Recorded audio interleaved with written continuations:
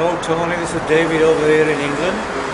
This is the video that I said that I would send to you. The first thing I did, Tony, a month ago was to paint the boot and to paint the bumper.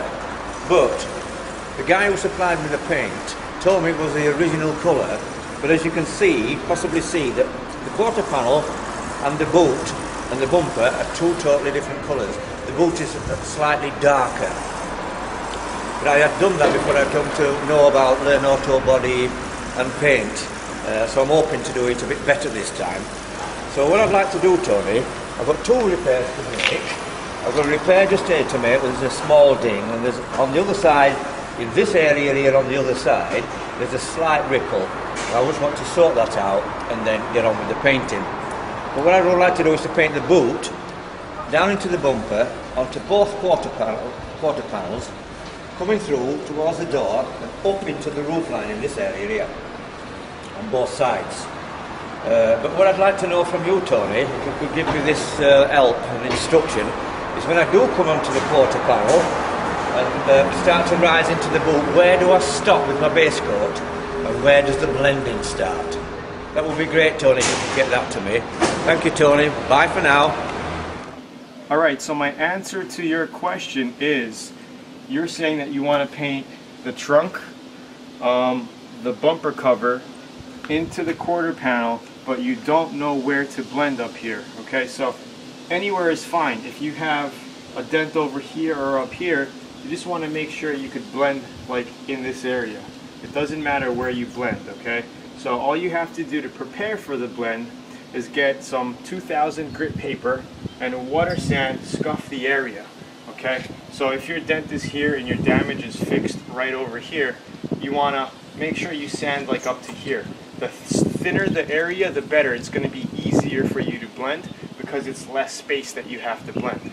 Okay, if you have to blend here, it's going to be more, and maybe you might see it, maybe you may not. It depends on how well you blend. But I suggest blending at the narrowest spot. Okay, so 2000 it, then you want to mix your 90 and 10 clear and reducer mixture. Okay, like I say, 10% clear and 90% reducer. Mix it up in your spray gun, and you just want to base it all the way through. So your dent is here, you want to base it to here, right? You're still going to have your 2000 this whole area, and then you're going to melt it in with your reducer right around here. Okay, so let's go ahead and just do a better demonstration. 1 second.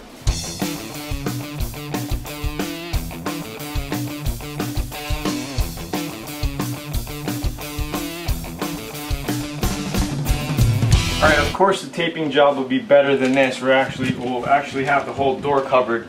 This is just for video. I wanted to show you this section right in here, okay? Now, just imagine that this whole piece was sanded with 2000. So what I want you to do is take your 2000 grit sandpaper, wet sand it before you tape it, all the way like up in here, okay? We're not going to even come close to this area, but just come here anyway, because you're going to end up buffing this whole rail out anyway, okay?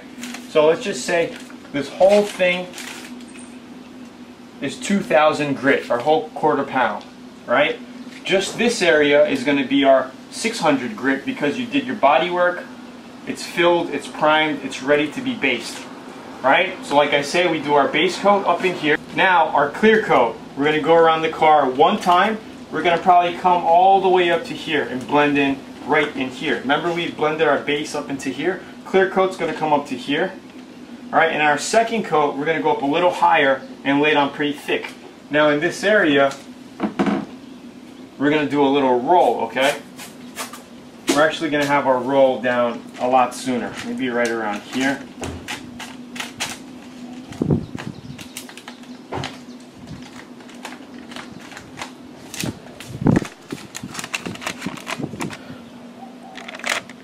Kind of like that. All right, it's nothing.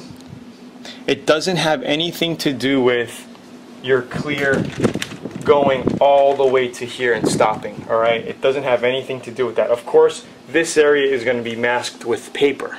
All right, by your roll. This little roll here is just when overspray hits it, it's not going to make a crease line. Alright, that's the only reason for this roll. Alright, you want to roll the tape just in this area, pull it back, but we're not going to get close to this area. Like I said, our base is going to fade into this area right around here. First coat of clear is going to come around here. Second coat of clear is going to fade into about here. Okay? Now, we're going to pull this back. Alright, we may see a little small line here of clear, just some overspray looking. And remember, this whole area is going to be 2000 grit, right? We're still going to have this 2000 sanded. Right? So, after your second coat of clear, the final coat, you want to take out all of your clear from your gun and do a 90-10 mixture. So put maybe about 10% of your clear in a cup, 10 to 15% of your clear that was in the gun in another cup, and add about 85 to 90% reducer. Same reducer you use to reduce your clear coat or your base coat, same stuff. Mix it up, and all we're going to do is you're going to see our little overspray area of clear coat. It may look a little dry, that's okay. We're just going to get this section and just melt it in this area. Okay, as long as that dry spot looks a little wet. You don't want to squeeze your gun too much because this is very thin stuff. The blender is very thin. So if you spray too much, it's going to start running and you're going to mess the area up. You're going to have to wait till it dries, resand it, and do this area again. But we don't want to get into there because you're not going to make that mistake. Just go very lightly. Practice on the piece of paper if you have to. Alright, very lightly. You're just going to fade in this area. Maybe if your clear coat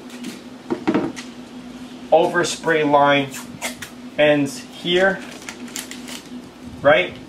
If it ends here, you want to do your blender till maybe around here, or even less, up to here. Okay? So I hope you understand. Say the glossy part of your clear coat ended around here. Okay? So you sprayed your clears glossy, you faded it, okay? This tape isn't here. This is where the glossy really ended, okay? You take that off, alright, and then you're going to have your glossy and then overspray in this area, alright? So we're actually going to take this off when you're done, right? You're going to take all of this off, and you're just going to use your blender to blend it in this area, alright? Let it dry. Once it's all dry the next day, you're going to get your 2000 sandpaper, and you're just going to sand this whole area again smooth.